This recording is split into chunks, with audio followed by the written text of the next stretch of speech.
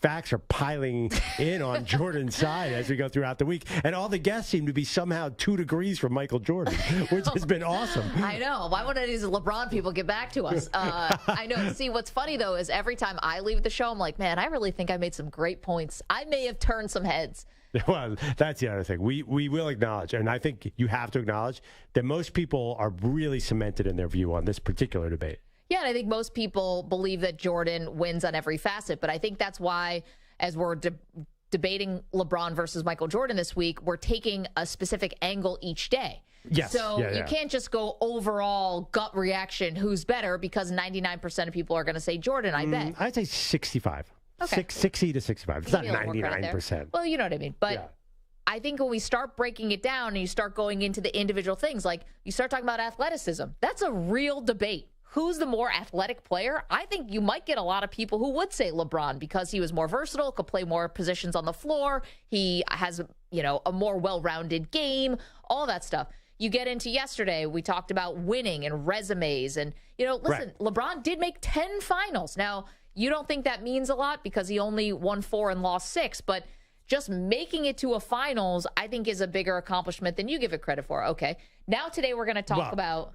Yes, go ahead. Well, I was just going to say, though, the issue is, I think LeBron's very close to Jordan athleticism. But to me, he's got to be way ahead to match Jordan's killer instinct and Jordan's mental game. That's where his biggest edge over LeBron is. So, LeBron is going to beat him in some categories. He's better court vision, better passer than Jordan. I'll give you that. But I think the strengths of Jordan are so strong, and most of them are between the ears. So I don't care even if they're close in athleticism. I think that's where there's certain categories where Jordan's so far ahead. I think winning was the one, that killer mentality.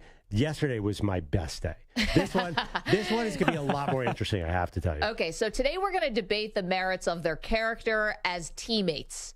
I think we can leave the off-the-court stuff away from this. I don't think we need to do We're talking about greatest players, like greatest people. Yeah, right. Okay. So, I mean, there is like a part of this which is like love, maybe like, taking teammates out to dinner and sort of being present, being engaged with guys off the court. But we're not talking about anything like in their personal lives. Like that kind of takes a back seat. Yeah, but I think being a good teammate is also being an engaged teammate, wanting to go to dinner with guys, wanting to be involved in their lives, right? I guess it does, but we're talking about who's greater, right? So I think the only teammate discussion I want to hear is as a teammate, how did they make their team more capable of winning championships, not who was more fun to hang out with in the locker room. Okay, right, okay. Because that was LeBron. Definitely not Jordan. Yeah, LeBron doing those dances in Miami. He looked like a great time. I'm not going to lie about that. Okay, so let's go to some sound. So obviously, Perloff and I never were teammates with LeBron or Jordan. Shocker. But I want to point to, if I'll go first here, and I found an interview that I thought was really good from J.R. Smith on the Pat McAfee show, and this was from 3 years ago, so it's not that long ago.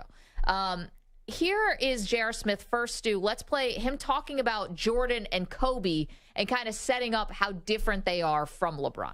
Jordan and Kobe and those dudes, they did play defense, but they were scorers. Those guys, they're going to put up 50, 60, 70 points a night. When you get somebody who's so well-rounded with rebounding, scoring, passing, dribbling, a good teammate, it's totally different. So that was him comparing Kobe to and Jordan to LeBron, that LeBron does more, right? And so that has to factor in. Now here's J.R. Smith just talking about LeBron as a teammate.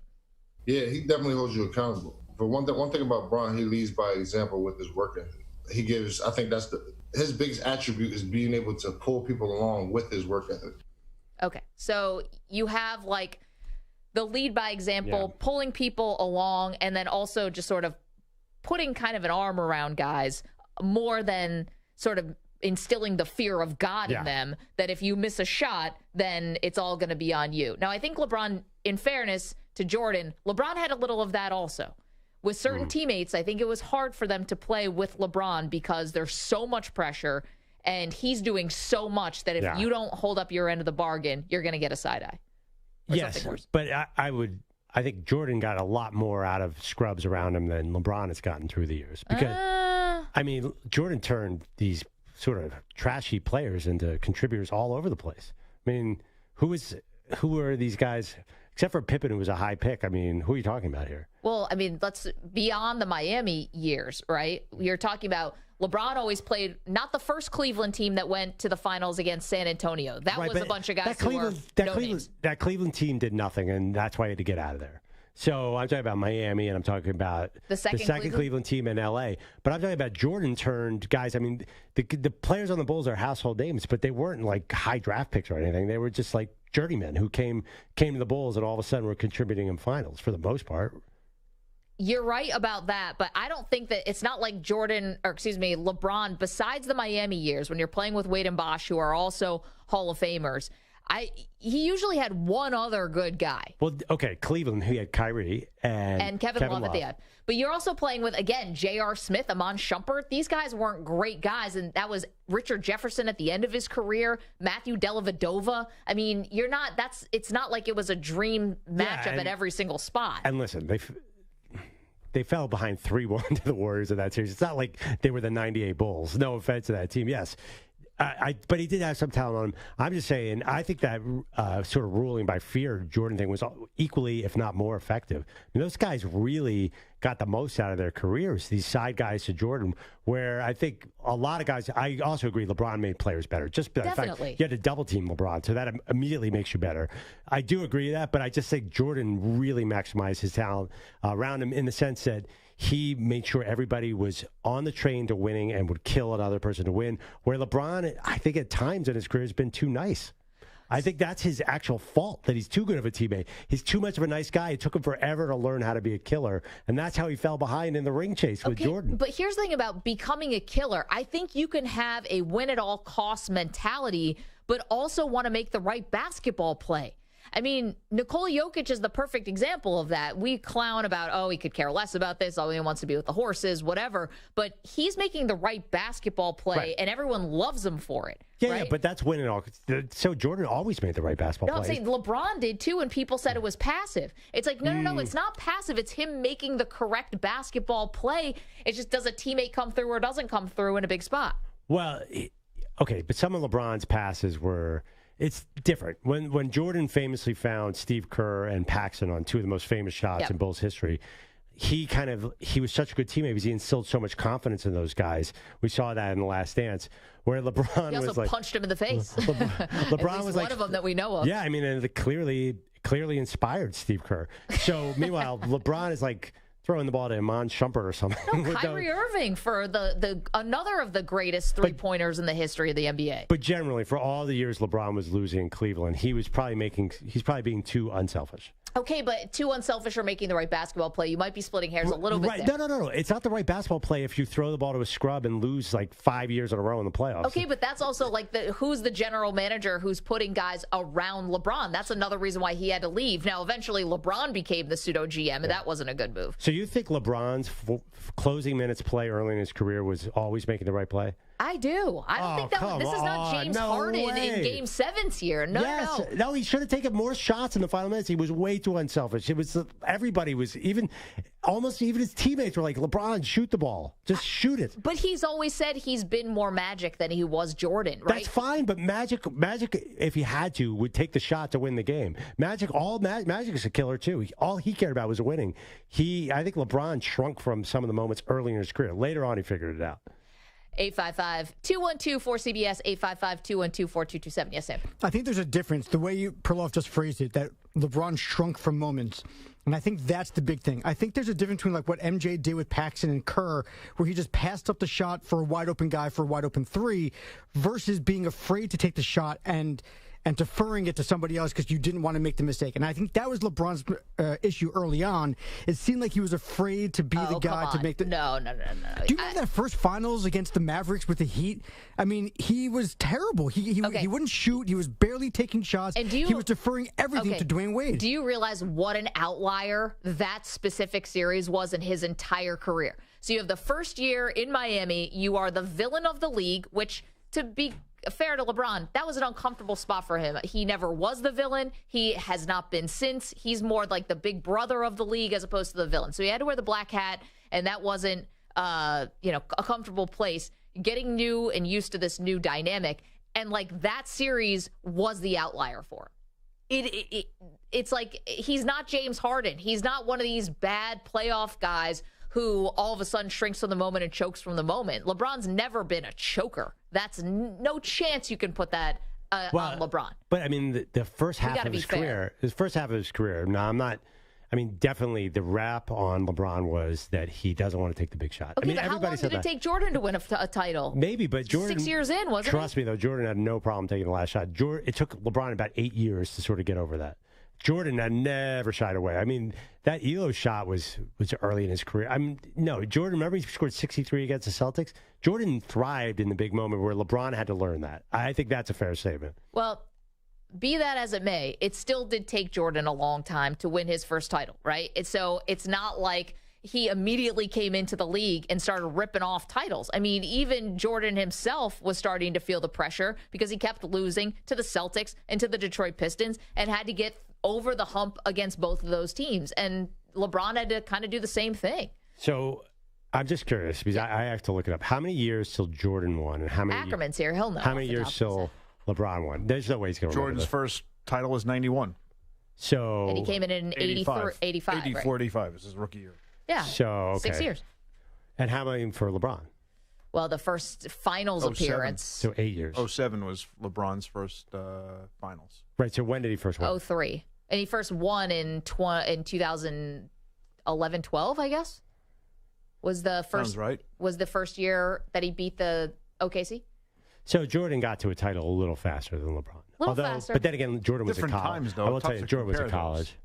Wait, what's that? Different times, tough to compare those. I mean, you had dynasties when Jordan came into the league. And So are you Celtics, Pistons back to back? Are you with Maggie on this one? Don't you think there was a rap for LeBron that he was not great in the final moments of big games early in his career? Yeah, I think, look, the other thing, though, too, is Jordan came in after 3 years at Carolina, having won a title his freshman year, taking the big shot, and LeBron came in as an 18-year-old on a team that was not good and had to lift it to another level. So there's a little bit of a learning curve there.